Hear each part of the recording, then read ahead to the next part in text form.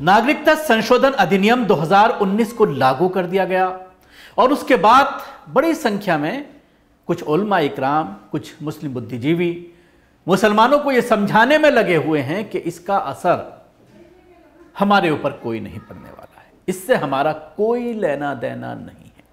और यही बात हमारे देश के गृह मंत्री भी अब समझा रहे हैं, क्योंकि इसके बाद जब ये बात समझाने की कोशिश की जा रही है मुस्लिम बुद्धिजीवियों के जरिए, इंटेलेक्चुअल्स के जरिए अपने मुसलमान भाइयों को कि आप खामोश रहिए, इससे हमारा कोई लेना देना नहीं है, मुसलमानों पर इससे कोई असर नहीं पड़ने वाला है, लेकिन उसके बावजूद पूरे देश के मुख्तलिफ इलाकों में, खासतौर से जहां पर भारतीय जनता पार्टी की दमन वाली सरकारें नहीं हैं, जहां पर संवैधानिक हक पर भी पाबंदी नहीं है, वहां पर आप देख रहे हैं कि सड़कों पर लोग उतर रहे हैं, विरोध प्रदर्शन कर रहे हैं, हंगामा कर रहे हैं, अपनी आवाज़ उठा रहे हैं। दिल्ली में भी जगह जगह पर प्रेस कॉन्फ्रेंस हो रही है। उसके साथ ही आपने देखा कि जामिया मिल्लिया इस्लामिया के छात्रों या दिल्ली यूनिवर्सिटी के छात्र, इन्होंने अपनी आवाज़ इस दमनकारी बिल के खिलाफ उठाने की कोशिश की, जिनके खिलाफ जो है पुलिस एक्शन भी हुआ और गिरफ्तारियां भी अमल में आई।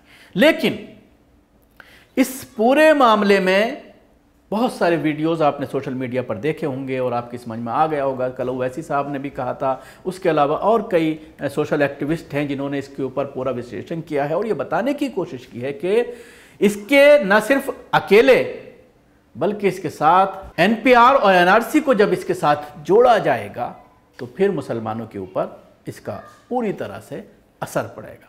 और अगर आप जोड़कर भी नहीं देखते हैं, अगर इसको अलग से भी अगर आप देखते हैं, तो जो आसाम की बात करें या पश्चिमी बंगाल की बात करें, सबसे ज़्यादा इसका असर असम में पड़ेगा, उन मुसलमानों पर पड़ेगा जब पिछले दिनों में जब एनआरसी हुआ था, एक रजिस्टर बनाया गया था जनसंख्या का, उस रजिस्टर में एंट्री की बात कही गई थी, तो उसमें एक बड़ी तादाद मुसलमानों की भी थी।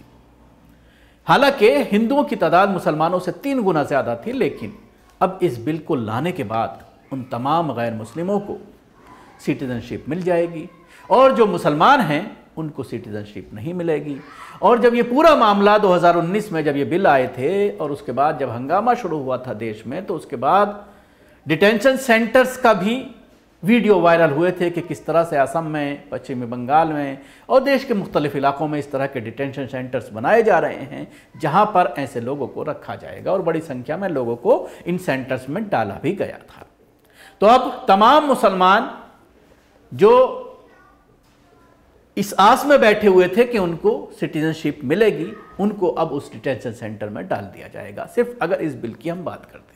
और उसके बाद एनपीआर और एनआरसी जब लागू होगा तो इससे ज़्यादा असर पूरे देश के मुसलमानों पर पड़ेगा, क्योंकि तमाम कागजात की जहाँ तक ताल्लुक़ है, तमाम कागज़ों को मिलाना, वल्दियत, उसके अलावा एक पर्टिकुलर डेट के बाद जो लोग पैदा हुए हैं भारत में, उनको पूरा रिलेशनशिप अपने ख़ानदान का, अपने दादा बाप का दिखाना पड़ेगा, कब से वो भारत में है। ये तमाम चीज़ें हैं जो कहीं ना कहीं इस मंशा के ऊपर सवाल खड़ा करती है। इसके साथ ही एक पुराना वीडियो फिर से वायरल हुआ है देश के चीफ जस्टिस के बेटे का।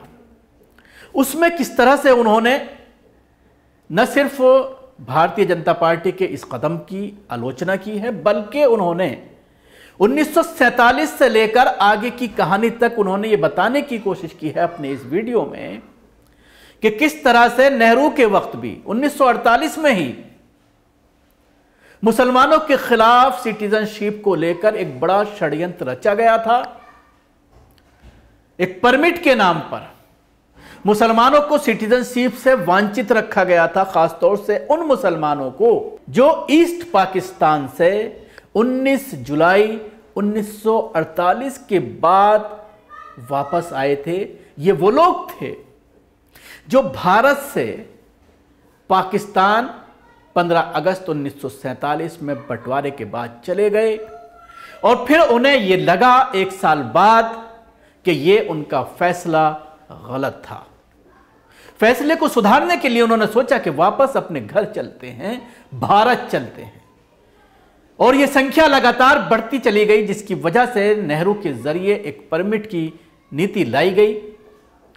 और ऐसा नहीं है कि सिर्फ मुसलमान पाकिस्तान से आ रहे थे, बल्कि 19 जुलाई 1948 से पहले बड़ी संख्या में पाकिस्तान से, वेस्ट पाकिस्तान से बड़ी संख्या में लोग यहाँ पर पहुँच रहे थे। ईस्ट पाकिस्तान से भी आ रहे थे, लेकिन जो बड़ी संख्या थी वो ईस्ट पाकिस्तान से गैर मुस्लिमों की थी और वेस्ट से मुसलमानों की थी। और एक आंकड़ा ये बताता है कि मुसलमानों की संख्या ये तकरीबन 20,000 हर महीने थी, क्योंकि इसके लिए राष्ट्रपति के पास सैंक्शन के लिए लिस्ट भेजनी पड़ती थी।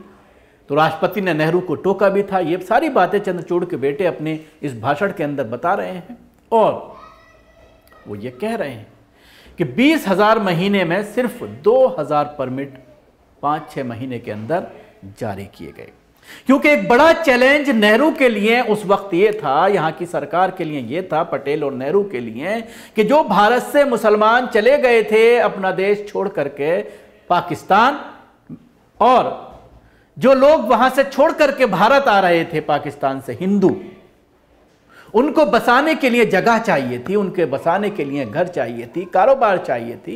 तो उन मुसलमानों के घर, उन मुसलमानों के कारोबार उन गैर मुस्लिमों को दे दिए गए थे। लेकिन जब वो मुसलमान जिनके घर गैर मुस्लिमों को दे दिए गए तो फिर ये एक बड़ी समस्या सरकार के लिए पैदा हुई कि जब वो वापस आ रहे हैं तो फिर वो अपना घर, अपना कारोबार वापस मांगेंगे। तो इसलिए ये पूरी सरकार ने मिलकर के उस वक्त की, जिसके वजीर आज़म नेहरू थे, एक चालाकी के साथ एक मंसूबा बनाया और मुसलमानों को भारत में आने से रोकने के लिए ये परमिट का एक नियम लाया गया, जिससे बड़ा इफेक्ट मुसलमानों पर पड़ा और बड़ी संख्या में लोग भारत आए। लेकिन जब उनको परमिट नहीं मिला तो उसके बाद वो वापस चले गए और वहाँ से जो गैर मुस्लिम आ रहे थे उनको किसी परमिट की ज़रूरत नहीं थी। तो ये तमाम चीज़ें जो है दर्शाती हैं कि मुसलमानों के साथ डिस्क्रिमिनेशन आज़ादी के तुरंत बाद शुरू हो गया था और इस बात का अंदाज़ा उस वक्त के जो मुस्लिम कायदीन थे उनको भी बखूबी था और वो बार बार इन सब चीज़ों को लेकर के पार्लियामेंट में भी आवाज़ उठाते रहते थे, चाहे मौलाना अबुल कलाम आज़ाद हों या उसके अलावा और बहुत सारे उलमाए कराम या फिर जो मुस्लिम सांसद हैं वो लगातार इस तरह की आवाज़ उठाते रहे।